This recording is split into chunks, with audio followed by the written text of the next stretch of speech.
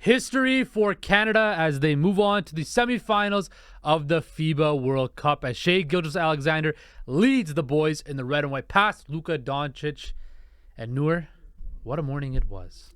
What a morning it was, Justin. That was I kind of had my heart in my butt for a little bit of that game. Yeah, well, the first half, definitely. There were like 18 lead changes in the first half, 20 minutes alone. So, and there were maybe each team led by a maximum amount of 4 points. Yeah. That was pretty much it. So the entire first half, it was great to see Canada come out super strong because we hadn't seen that the past couple of games. But at the same time, you knew it was Luka and Slovenia. They've been through it before. They're a meshing chemistry level team with one of the best players in the tournament, or is also in the world. So to be able to do that in that first half, that was it had my heart in the butt for a little bit. Really? And then I was good in the third quarter. And then we lost Dillon Brooks. A little bit at the end, it got kind of dicey. And then it got in my butt again. And then by the end of it, I was like, I'm smooth sailing. I'm cruising. Because okay, well, I don't know about you. For me, like, Sunday was a stressful one against Spain. Yeah, that was like the high stakes, like pressure, everything, heart in the pit of your like stomach. We were losing that game. Yeah, no, for sure. And then, we weren't really here to even recap that one, but Canada, it was Shai Gilgeous-Alexander and Dillon Brooks coming out in the fourth quarter and pretty much just taking the team on their back. I would say even in the beginning of that fourth quarter, I did not think that this team was going to come out on top. But again, it was the Shai show. He scored or assisted on Canada's final 17 points. He was 6 for 6 from the line in the final 21 seconds and scored the team's final 8 points. Yes. What a guy. And then, of course, we cannot forget Dillon Brooks, your dude. Exactly. So today, I mean, Shai, like you mentioned, 31 points, 14 of 16 from the line in a 189 victory, where Canada, like you said, it was very tight in the first half, right? It was tied. Then Canada outscored Slovenia, I believe it was 50 to 39. Right, in the second half. So they came out, played excellent. Jordi Fernandez and the squad again came out of the second half, made adjustments, made life hell for Luka Doncic, who wasn't very efficient. And again, he had 26 points in 29 minutes, got ejected, but shot 8 for 20 from the field. He was I think he was 4 for 6 from 3-point, 6 or 7 from the free throw line. Of course, he got 2 technicals where he was flashing the old Johnny Manziel, show me the money sign to the refs, and then got teed up and left. Dillon Brooks was ejected as well. Yeah.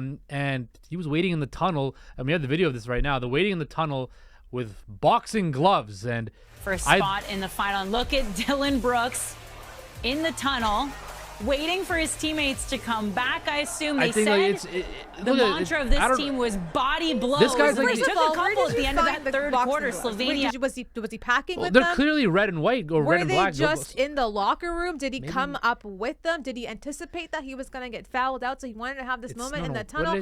What? It's symbolic. It's symbolic because Dillon Brooks and this Canada team have fought their way to heights we never thought they would ever reach. You're not answering my question. Who brought the gloves? Obviously, somebody from Team Canada. That was nuts. That was amazing. And I'm sure if Dillon Brooks wanted to get a pair of black and red boxing gloves somewhere in the Philippines, he can get a pair of black and red boxing gloves. I wouldn't say in that last minute, that short notice. They obviously had them already. Maybe like like certain teams do like a chain or like a hat at the end of games, like player of the game. Maybe that's what Canada does. They give out boxing gloves. In the locker room, they kind of box it out. Maybe that was their strategy to get better in these games. Like, but like you look at it, like you could tell. Like, just when I saw this video, 2 things. Obviously, Dillon Brooks is the ultimate troll. Yeah, but just you see the sense of like brotherhood and togetherness this team has. Yeah. Right? And we've seen that throughout this whole tournament, just how much everybody's bought in. And you saw that on the court today. Like, these guys played together in a game where, Slovenia, although they have the one prominent figure in Luka, there's some really good players on this team, and they played really well. Yeah. But once again, as we've seen so far, Canada's used their talent, their new system, their new coaching staff, their toughness, and defense. And I think that was the biggest thing. The way they, hounded Luka Doncic, made his life very, very difficult. That was the key to the victory. And then, of course, what can we say about Shai Gilgeous-Alexander, Noor? Like, this guy is the best player in the tournament. He's probably going to win if Canada goes to the gold medal game, which it's looking like it could happen. Now, they're playing against Serbia, but Shai Gilgeous-Alexander right now should be the favorite to win MVP of this tournament. Well, I mean, he's the best player left in the tournament right now. Yes. After Luka Doncic, it was Shai Gilgeous-Alexander. I would say even next to Luka Doncic, it was kind of this is why this matchup was so important, because you got to see the powerhouses, the two superstars of the FIBA World Cup, kind of come together and play against each other. One from Canada, one from Slovenia, and it just sucked that unfortunately the one from Canada had a lot more talent and depth around him, where he was able to not only just focus on his game, but the other team and everybody else was able to kind of slow down Luka. And on the other side of it too, let's not forget, Shai is also leading the team in rebounds. So he's doing everything on the court offensively and then getting the ball himself, because that's where that's kind of where they've been lacking for me a little bit. They've obviously lost in the height department, not having these tall guys here, but at the same time, the other teams are so tall that those offensive rebounds are not that easy to come by, and those defensive rebounds either. So you're watching a lot of the time those teams get second chances because Canada can't really stop it or grab the ball, and they get it in. But at the same time, the one guy who's like, if you're not going to get the ball and bring it up, that'll be me. I'll catch the ball and I'll block it up with me. So Shai has been crucial on every single end. You know what? And the one of the sticking images of this game was at the end of the fourth quarter. It's still a 9-point game, and Shai's in the middle of the paint, grabs the offensive rebound. That's your point guard who's doing that, right? Yeah. And it's kind of funny because we talk about a lot in Canada, especially under hockey culture. If you want to win, you got to go to the dirty areas, right? Absolutely. And Shai was in the dirty areas, and he got it done to win, right? He played 36 minutes. I don't also sneeze on I know we kind of got on a bit hard for RJ Barrett after the Brazil game, and rightfully so. He played like garbage that game, but he played very well today. He played 34 minutes today, had I think 24 points, 9 for 22 shooting. Again, he jacked up a whole lot of shots, wasn't the most efficient, but he was did enough to help the team win. Lou Dort was good defensively. Nikola Alexander-Walker, again, 5 of 8 from the field, being very, very efficient. This team is I think can play, if they continue to play on this trajectory and they play like this, Noor, I might damn well win the whole tournament. That for me, I have to eat my words on that. Absolutely. And you know what I have to do? I have a video ready, edited, shot, just being in the drafts right now. It's ready to be sent out the second Canada wins the World Cup, because I told you guys Canada was going to win it and Shai will be MVP, because this is a deep team and we keep seeing how it's a deep team. And let's not forget, again, we're without guys like Jamal Murray, you're without Andrew Wiggins, you're without Tristan Thompson. But then it also gets me to wonder, are these guys now going to come around and play for Canada in the Olympics? Because Paris 2024 is going to be the main stage for every country to come and shine. And at that point, we've heard of guys who haven't played right now talk about how they might not be able to. When Wiggins said, I might not be able to commit for 2-3 years, but I would love to play in the Olympics. Wiggins is playing. He's like, I don't want to put the work in really. But well, if you guys play in the Olympics, but look, the relationship between Andrew Wiggins and Canada basketball has been kind of interesting, sour. He didn't really get along with Nick Nurse. We'll see now with Jordi Fernandez. Can he get him to commit? I see a lot of people on Twitter saying that we don't think Wiggins deserves to be here. He hasn't been committed to us. But look, when you're going to the Olympics and you're going to be playing against, look, we talked about it before. This U.S. side is probably like their C squad, right? Next summer when Paris 2024 hits, the big boys are going to be out there. I don't know if it's going to be LeBron and Steph, or KD, but the Bookers, the Jaws, the Tatums, the Browns, the Dame Lillards maybe. Those guys are going to be sent out because that's the main stage of international basketball, Paris 2024. You mentioned it. It's going to be everybody. That is besides the 100-meter final, right, in sprinting, the men's basketball tournament is the biggest event at the Olympics. Right? With all due respect to other great athletes, that's the marquee thing. That is all the superstars that people want to watch. And Team Canada now has superstars and all-stars to go with it. Jamal Murray is going to be there. Shai is going to be there. But will a guy like Shaedon Sharpe make the team? Will a guy like Chris Boucher be there? Because look, if Canada really wanted to and they get all guys to commit, they'll have a full NBA roster of players. Yeah. And that is something that's crazy, right? Yeah. You will have a full roster of all NBA players, first team all NBA guys, NBA champions, guys that should be all-stars, right? Guys that play prominent roles on their NBA teams. And Noor, if they win this damn tournament right here, I think that is, I believe, and I've seen you talk about it quite a bit, the lack of marketing that this team and this has been getting this tournament, right? Oh, don't even get me started. And let's pat ourselves on the back, because there's a lot of people that don't talk about this tournament that are just catching on the bandwagon right now. But who's been here since the beginning? Oh, you and I, right? And I think that right now, and I'll let you talk about it more, is this is such a monumental moment, not only for basketball in Canada, but sports in Canada, showing once again that we are more than just a hockey nation, that the box that people want to put us in, because now people, especially across the basketball world, are seeing that Canada is actually a legit power in the game of basketball. Well, the problem with that is if you're not going to market the game, you're not going to get the next generation to come up and see what the sports are out there, to even see if they have the talent to participate there or not, because we just saw this surgence of basketball come around maybe in the last 10 years, ever since the Raptors really got better. I had kids on my street who had hockey pucks, who had lacrosse sticks, who had all these things, and just over the past 5 years, I've seen a shift in that, and that shift has been huge because they've traded those hockey sticks now for hoops, for basketballs, for talking about the NBA, talking about the Raptors. And the problem with that is we're just not seeing the coverage. When I talk to people about this in the real world, I had my friends over the past weekend, and I was like, guys, we just won. We're going to go to the Olympics. They're like, oh, what sport? What's happening? Is it the Winter Olympics? And it's that level of coverage that we don't have. And I think this has just been a recurring problem in Canada because the marketing is just not there. And I wonder if that's just because we're not licensed to run that many sports here, and that's why our focus ends up being hockey. But hockey gets a crap ton of resources, and you're seeing people whenever they have hockey tournaments, the plethora of media members and production and resources being flown out to wherever they're going to be. But for basketball, where you have a winning team who's also doing something now, you have superstars. Shai is not just a superstar in Canada, he's a superstar in the NBA. He's leading an OKC team, and he's putting numbers up. There's teams and franchises out there who would kill to have a guy like that on their roster, and we're still building into that. You're watching Shaedon Sharpe, you're watching the young guys, RJ Barrett, everybody come up, and that's not going to grow until you're giving it marketing. And the other side of it too, which I get worried, is if you're not going to market this tournament, this team, and these players well, why would these players take the time out of their busy NBA schedules to come and play for their country when their country can't even give them the proper resources to be propped up and celebrated for their talent as they should be? Well, you think what they're not doing, they're not getting paid for this, right?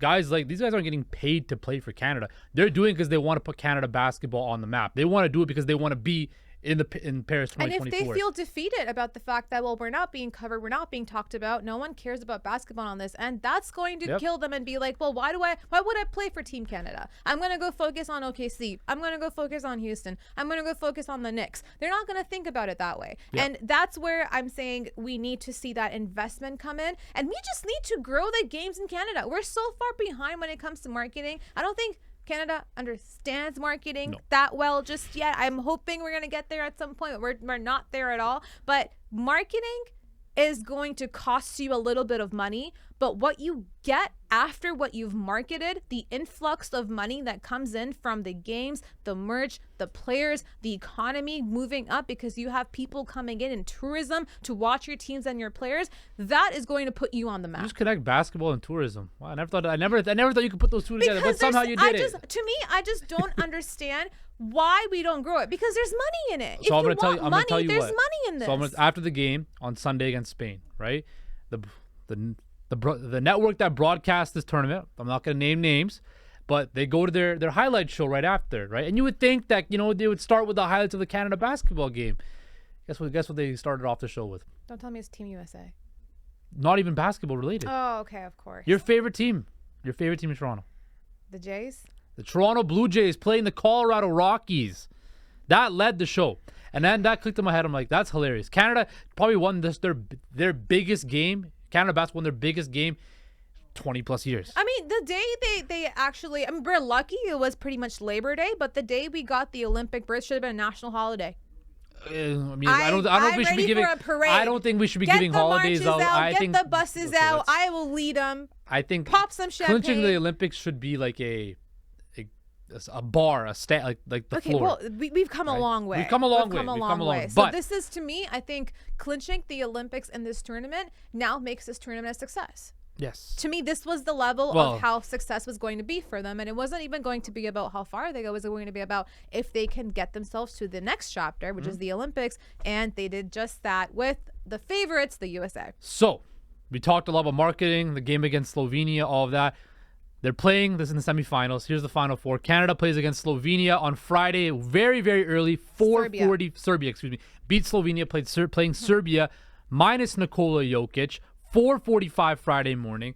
Noor, we'll talk about this for a couple minutes, but Serbia, one of the best teams in the world. Again, one of those European countries that have a great system and great, play the game the right way.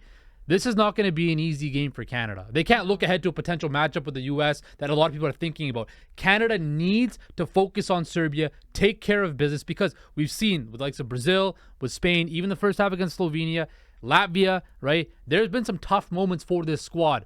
This is not going to be an easy game. They need to take care of business. They need to focus on what the task is at hand. Don't worry about a potential matchup with the U.S. in the final, which I know everybody wants. Focus on Serbia Friday morning, 4:45, and take care of business. Yeah, I think what's going to happen here is we saw a team with Luka Doncic in Slovenia that was very reliant on Luka Doncic, and we made Luka's life hell, which is why you were able to see guys around him. And Prepelic, who was able to get 22 points, and Dragic. Zoran, not Goran. Zoran, not Goran. Zoran Dragic had 10 points as well. But Serbia is going to be a team where they're going to share that ball. You have Bogdanovic, who's averaging pretty much 19 points right now. Mm-hmm. And I've always loved him. I think he's always been a threat, especially from the three-point line. Not so much this tournament so far, but he's still getting those twos off. He's averaging 65% from the field. So that's going to be something for you to watch out. But at the same time, I think the rebounding here will be a problem, because Serbia is going to be a tall team, and they've got a guy like Milutinov, who's averaging pretty much 9 rebounds per game, and he's going to be in the paint. He will make your life hell. We've noticed Canada's problem right now has been in that paint. They actually, if they tend to go shorter, they play a lot better, but I'm not sure if you'll have that luxury against Serbia, because they're just going to be a taller team, and when you don't have that one task that you need to stop, your attention's going to be diverted to the entire team, and I just wonder how they're going to execute that. But as you said, you're going to need a strong first quarter, a strong first half, to just give yourself leeway going into the second. This team has dominated. They dominated, I think, China. They beat Puerto Rico. They dominated Sudan. They lost to Italy in a very close game. They beat the Dominican. Then they beat Lithuania, the team that just beat the USA. Right? So this is no easy task. Right now, the books have Canada as a 5.5-point favorite. Again, Canada's proven they can handle it. They've been, playing very good basketball, but I need them to continue. You can't. This tournament's a success. I said if they make it to the semifinals, it's going to be a success. It's a success. But now, win a trophy, right? Show us that you want to take home a trophy, that you're not just here to make the Olympics. Show us that you want to show the world that we're going to be the world champs. We're Canada. We're the world champions. So going in to the Olympics next year, we are the team. Just look at how you manage your expectations. At first, it was like they're not going to make it at the group stage. I didn't say that. I said it'll be a failure. No. I said they're not going to win the group. I said France is going to win the group. Right, but I said, did you expect them to come this far in the semifinals? Did anybody? We could do a poll. Put it in the comment section. I want people in the comment section. I said they're going to be the winner. I said she's going to be MVP. Canada will be the winner, and that's fine. Optimistic. I was being a realist. And look, yes, the bar changed from what I've seen. Right, Canada. I thought they were going to come second in the group to France, because everybody thought France was going to do really good. They proved us wrong there. I said at the beginning of the tournament, they need to go to the semifinals for this to be a success. It's been a success, but now go out there and win the damn thing. Absolutely. Win the damn thing. I think now that you're come this far, your recipe from the beginning should have been to win this, and that should have been the end all. But I think now that they're here and getting to the point where they've made the Olympics for next year, it to me means it's a success no matter what happens next. But because I think they might be one of the best teams remaining in the competition, they can easily take it still further. And it'll be fun to see if they can get a trophy. But we will be here early. We're going to be up early. We're not going to be here at 4:45 in the morning. No, but we're going to be watching. We'll be watching at 4:45 in the morning, to go and then we'll be here the game as well. We'll be back on Friday to recap a semifinal between Canada and Serbia, and hopefully we'll be talking about a Canada versus the United States final at the FIBA World Cup. Keep it locked here for Hoop Talks for all Team Canada news during the FIBA World Cup.